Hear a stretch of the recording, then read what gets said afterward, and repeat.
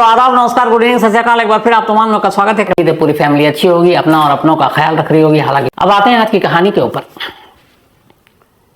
ये ऐसी एक हैरत अंगेज कहानी है जिसके जब हम क्लाइमेक्स पर पहुंचेंगे तो आप भी कहेंगे कि वाकई क्या दिमाग लगाया, क्या खेल। इस दुनिया में यूं तो बहुत सारे देश हैं। एक देश है जिसका नाम है मोनाको। मोनाको इसलिए मशहूर है क्योंकि एक तो ये दुनिया का दूसरा सबसे छोटा देश, जो इटली में वेटिकन सिटी है जहां पोप रहते हैं, उसे कहते हैं दुनिया का सबसे छोटा देश। और उस वेटिकन सिटी के बाद अगर दुनिया का सबसे कोई छोटा देश है तो मोनाको। अब छोटा देश कितना बड़ा, तो अंदाजा लगा लीजिए कि लगभग 2 किलोमीटर के दायरे में बसा हुआ है ये देश। सिर्फ 2 किलोमीटर। 2 किलोमीटर के दायरे में करीब 42-43 हजार, 40 से 43,000 के बीच पॉपुलेशन, यानी 40,000 से 43,000 लोगों की आबादी। इससे 3 गुना तो कल अहमदाबाद के स्टेडियम में थे। तो 42-43 हजार की पॉपुलेशन, 2 किलोमीटर का एरिया, और उस एरिया में बसा हुआ ये मोनाको। लेकिन ये छोटा होने के बावजूद बहुत बड़ी, मतलब कमाल का बड़ा देश है। क्यों? दुनिया की जितनी नामचीन हस्तियां हैं, बड़े बड़े लोग, बड़े बड़े सेलिब्रिटी, स्टार, शाही परिवार, ये सब छुट्टियां मनाने इसी मोनाको में जाते हैं, 2 किलोमीटर के एरिया में जो फैला हुआ है। उसकी वजह क्यों? एक तो मोनाको, ये एक तरफ इसके इटली और एक तरफ फ्रांस, दोनों सरहदें लगती हैं, और बीच में ये 2 किलोमीटर का एक आजाद देश जहां राजशाही है। तो मोनाको की खासियत ये है, एक तो ये टैक्स हेवन है, जैसे स्विस बैंक के बारे में। नंबर 2, जो बड़े बड़े लोग आते हैं वहां, उन्होंने अपने बड़े बड़े बंगले बना रखे हैं। साल में 1-2 महीने आते हैं, छुट्टियां मनाते हैं और चले जाते हैं। इस मोनाको की खासियत यह है कि यहाँ एक मैन मेड बीच है समंदर का, बेहतरीन कैसीनो है, यहाँ पे डिजाइनर शॉपिंग है, खूबसूरत बार्स हैं, शॉपिंग कॉम्प्लेक्स है। तो ये सारी चीजें छुट्टियां मनाने के लिए एक आइडियल जगह मोनाको। तो इसीलिए दुनिया के तमाम रईस यहाँ पर जाते हैं और कहते हैं ये जो मोनाको 42 से 43 हजार मैंने बताया आपको आबादी, इसमें से ज्यादातर अरबपति हैं, जो वहां के सिटीजन हैं, जो रहते हैं, जो उनके स्टाफ हैं, बाकी लोग हैं, वो भी लखपति से कम नहीं है। तो मतलब अमीरों का देश ये खुद ही है, जहां सारे अरबपति रहते हैं। तो इसी मोनाको की कहानी है। कहानी 31 साल पुरानी है। 1990 आते आते मोनाको में, चूंकि एक मोनाको देश के तौर पर लोगों की नजरों में था, बड़े बड़े लोग आते थे, तो वहां के एडमिनिस्ट्रेशन, प्रशासन ने यह तय किया कि क्यों ना, जो बहुत सारे लोग यहाँ छुट्टियां मनाने आते हैं, बंगला लेकर रहते हैं, 1-1 महीना 2-2 महीना चले जाते हैं, तो एक तो इनके लिए टैक्स हेवन ही है। साथ ही जब वो आए तो अपने पैसे, जेवर, ये सब रखने के लिए कोई एक ऐसा मजबूत और बेहद सेफ बैंक होना चाहिए। और उस बैंक में एक नॉमिनल चार्ज फीस के बदले में उनकी सारी अमानतें सुरक्षित रहेंगी। तमाम अरबपतियों से, बाकी लोगों से बातचीत की हुई, तो उन्हें भी लगा कि यस ठीक है, सेफ है। हालांकि वो बड़ा सेफ कंट्री है अपने आप में। तो बातचीत रंग लाई। उसके बाद यह हुआ कि एक बैंक बनाया जाए मोनाको में, और उस बैंक में तमाम अमीर हस्तियां जो आती हैं वो अपने कीमती गहने, पैसे उसमें रखें और बदले में थोड़ी सी फीस उनसे ली जाएगी, वरना इधर उधर कहाँ लेके भटकते रहेंगे। अब चूंकि दुनिया के सारे रईस लोग वहां आते हैं, बड़े बड़े सेलिब्रिटी, हॉलीवुड स्टार, तो बहुत सारे पैसे और सारी कीमती चीजें भी होंगी। तो बात तय हो गई। इसके बाद 1990 में एक 5 एकड़ के एरिया में एक जमीन पर एक बिल्डिंग बनी, बहुत ही खूबसूरत, बहुत ही मजबूत, बहुत ही सुरक्षित। और उसी बिल्डिंग पर खड़ा हुआ मोनाको का एक बैंक। उस बैंक का नाम रखा गया रॉयल कंसोर्टियम बैंक। तो ये रॉयल कंसोर्टियम बैंक उन लोगों के लिए जो अमीर लोग थे, वहां अपना सामान रख सकते थे। तब इस रॉयल बैंक में 1990 में ये चालू हो गया, ठीक ठाक बैंक काम करने लगा। दिसंबर 1992, 11 दिसंबर 1992 की तारीख आई। सुबह बैंक खुला, बैंक के स्टाफ तमाम लोग वहां अपने टाइम पर थे, करीब 70 से 90 के बैंक कर्मचारी थे। अचानक बैंक के सारे दरवाजे बंद हो गए और बाहर एक मैसेज दिया गया कि बैंक को बैंक लुटेरों ने अपने कब्जे में ले लिया। वहां जितने भी स्टाफ थे उन सबको बंदूक की नोक पर अपने कब्जे में ले रखा है, और उन बैंक स्टाफ के अलावा उसमें एक कस्टमर भी था, और वो कस्टमर भी अरबपति, क्योंकि उस बैंक में वही लोग जाते थे।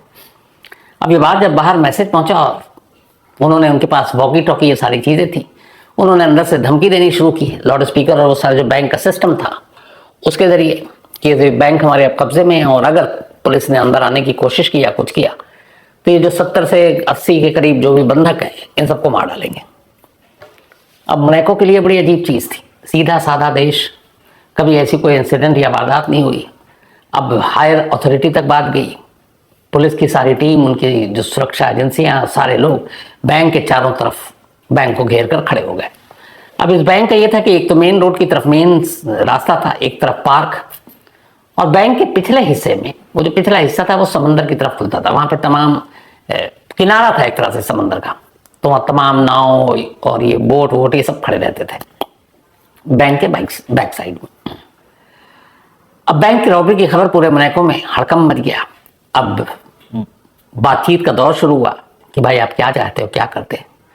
और जिस दिन ये 11 दिसंबर 1992 को ये लोग घुसे थे, तब रफली उस बैंक के अंदर करीब 10,000 करोड़ इंडियन करेंसी में था, यूएस डॉलर और यूरो में, लेकिन उसको कन्वर्ट करो इंडियन करेंसी तो 10,000 करोड़ रुपीस के कैश और ज्वेलरी, हीरे सोने के जेवरात लॉकर में रखे हुए थे।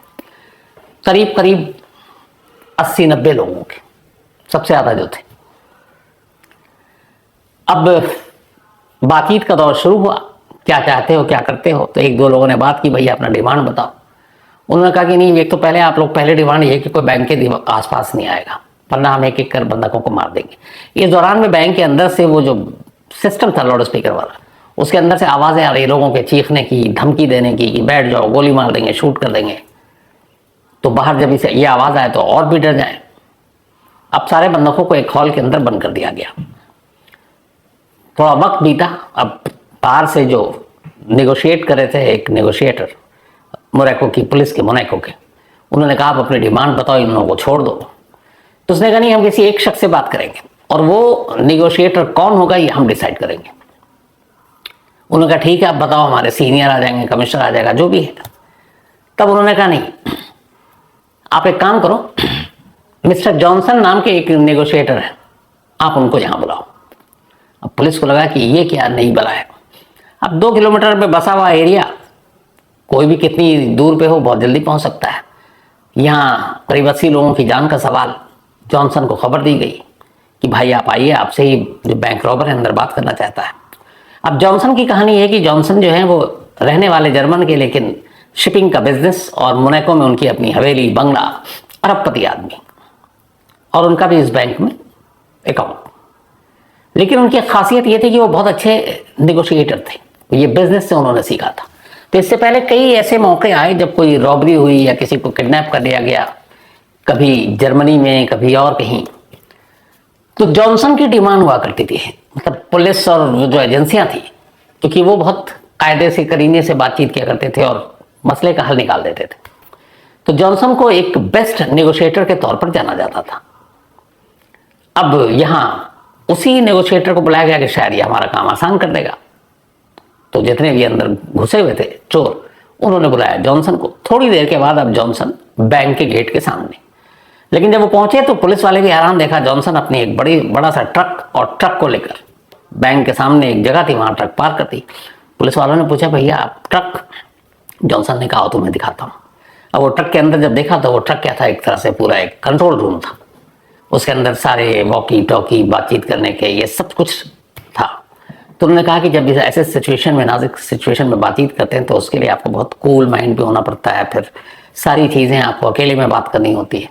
तो ये इसीलिए मैंने स्पेशली ये डिज़ाइन ही किया है इस ट्रक को कि ऐसे ही मौके पे इसका यूज़ करते हैं। और जॉनसन ने इस ट्रक का ऐसे मौके पर कई बार यूज़ किया था इससे पहले।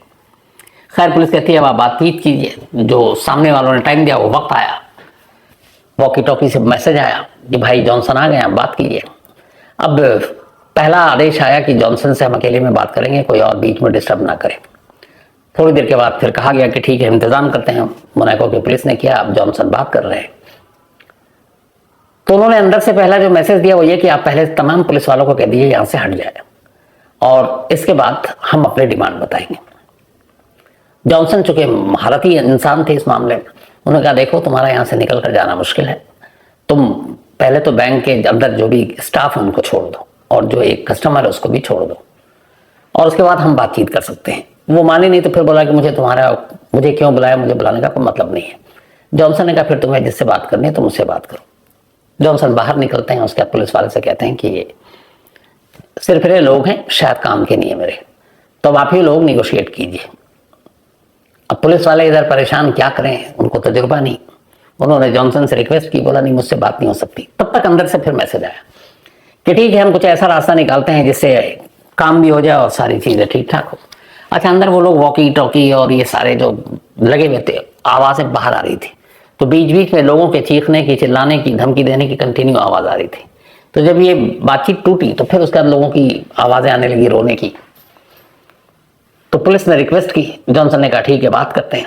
अब दोबारा जब ये बातचीत शुरू हुई तो उन्होंने अपनी डिमांड रखी। उन्होंने कहा देखो, हमें कुछ नहीं चाहिए, बैंक के अंदर जो भी है मुझे उससे कोई लेना देना नहीं, हमें 100 करोड़ रुपए चाहिए, 100 करोड़, और 100 करोड़ के अलावा हमें 2 बोट चाहिए बैंक के पिछले हिस्से में, वो समंदर था, और जब हम यहां से निकले तो हमारा कोई पीछा ना करे, अगर आसपास एक भी कोई हुआ तो फिर हम लोगों को मार देंगे। अब 100 करोड़ कैसे, कहां, ये बात की भी गारंटी नहीं कि वो छोड़ देगा। खैर, जॉनसन ने कहा मैको की पुलिस से, उन्होंने अपने हायर अथॉरिटी से बात की। अब ये कैसे बिलीव किया जाए, कैसे भरोसा किया जाए कि सामने वाला सही है अपनी बात पर या नहीं है, तो अब उसके लिए वक्त लगा। उन्होंने वक्त दिया, कुछ घंटे बीत गए। कुछ घंटे के बाद दोबारा आया कॉल, तो जाके इनकी बात मान ली जाए। लेकिन इन्होंने कहा कि ठीक है, आपकी बात मान लेते हैं। लेकिन अब अंदर से एक नई डिमांड आ गई। अंदर जो था वो उसने वॉकी टॉकी और उसके जरिए मैसेज भेजा कि ठीक है, हम बाकी की सारी डील और बातें सिर्फ जॉनसन से करेंगे, और जॉनसन से मैसेज पे बात नहीं, मतलब ये वॉकी टॉकी और बाकी चीजों से बात नहीं करेंगे, क्योंकि इसमें आप लोग भी सब सुन रहे हो। आप जॉनसन को बैंक के अंदर भेजो, गारंटी इस बात की है कि उससे कुछ नहीं होगा। अब सारे लोग घबरा गए, जॉनसन को भेजा जाए, इसे कुछ हो गया तो जिम्मेदारी कौन, अरबपति बिजनेसमैन है। खैर, जॉनसन ने कहा कि मुझे ऐसे हालात से निपटने का तरीका आता है, वो तैयार हो गया। अब इसके बाद जॉनसन बैंक के अंदर गया। थोड़ी देर हो गई, जॉनसन बाहर नहीं आया। पुलिस वालों को लगा कि ये क्या, कहीं कुछ हो तो नहीं गया। अब पुलिस वाले भी उसी देहड़ में थे, करीब 1-1.5 घंटा बीत गया, जॉनसन बाहर नहीं आया, कोई खबर नहीं आई। पुलिस वाले को लगा कि इस सिचुएशन में क्या करें। तभी इत्तेफाक से उन्होंने राहत की सांस ली, देखा दरवाजा खुला और जॉनसन बाहर। अब जॉनसन बाहर आ गया। जॉनसन ने बताया कि 100 करोड़ रुपए उन्हें देने हैं, और उसने ये एक शर्त रखी है कि वो, ये सारी चीजें दिन में हो रही है कि 100 करोड़ जैसे आएगा 2 बोट चाहिए, लेकिन वो इस बैंक को खाली करेंगे रात के 9 बजे, ताकि अंधेरा हो जाए और वो आराम से निकलने को उनका चेहरा भी ना देख पाए। अब ये डिमांड बड़ी अजीब, मेरे को पुलिस को लगा कि अगर उन्होंने बैंक के आसपास से तो अपने स्टाफ जो फोर्सेस थे हटा लिए, लेकिन छुपे हुए वो लोग दूर दूर इधर उधर नजर रखे हुए थे, ताकि मौका मिले तो कोई ऑपरेशन कर दें। लेकिन अब रात की डिमांड की, रात को निकलेंगे, अब रात के अंधेरे में उनको कैसे पकड़ा जाए, मुश्किल था ऑपरेशन। लेकिन मजबूरी थी, 70-80 लोगों की जान खतरे में थी। तो बाहर आए तो पहले तो पुलिस ने कहा नहीं, आपको जो भी पैसे लेने अभी ले लो, जॉनसन के थ्रू बताया, लेकिन आप अभी निकल लो। उन्होंने मना किया, इधर से आनाकानी होने लगी। तब तक एक गोली चलने की आवाज आई, फिर हंगामा मचा, अंदर से लोगों के रोने पीटने की आवाजें आने लगी। पुलिस घबराई कि कहीं ऐसा ना हो कि मार दे। और यह भी था कि बहुत सारे अंदर जो लूटने के लिए गए थे उनकी तादाद 10-12 थी, जो बैंक रॉबर थे। पुलिस को लगा कि इस वक्त वो कुछ कर नहीं सकते, उनकी ये मांग माननी पड़ेगी। सरकार तक बात की, सरकार ने कहा ठीक है, जो उनको मांग रहे हैं आप दे दो, किसी की जान खतरे में नहीं जानी चाहिए, क्योंकि ये बैंक की साख का सवाल है। 100 करोड़ का इंतजाम किया गया, और ये कहा गया कि रात 9 बजे पैसे अंदर आएंगे, और ये पैसे लेकर आएगा जॉनसन। और चाहे तो जॉनसन अपने साथ किसी मोनाको की पुलिस के किसी भी अफसर को साथ लेकर आ सकता है। घड़ी में 9 बजा, 100 करोड़ रुपए लेकर जॉनसन अंदर की तरफ। जॉनसन ने कहा भी कोई पुलिस अफसर मेरे साथ चलना चाहे। अब वो सब शरीफ देश के लोग, ये प्रोफेशनल, वो घबराए। उन्होंने कहा आप ही जाके बात कर लीजिए।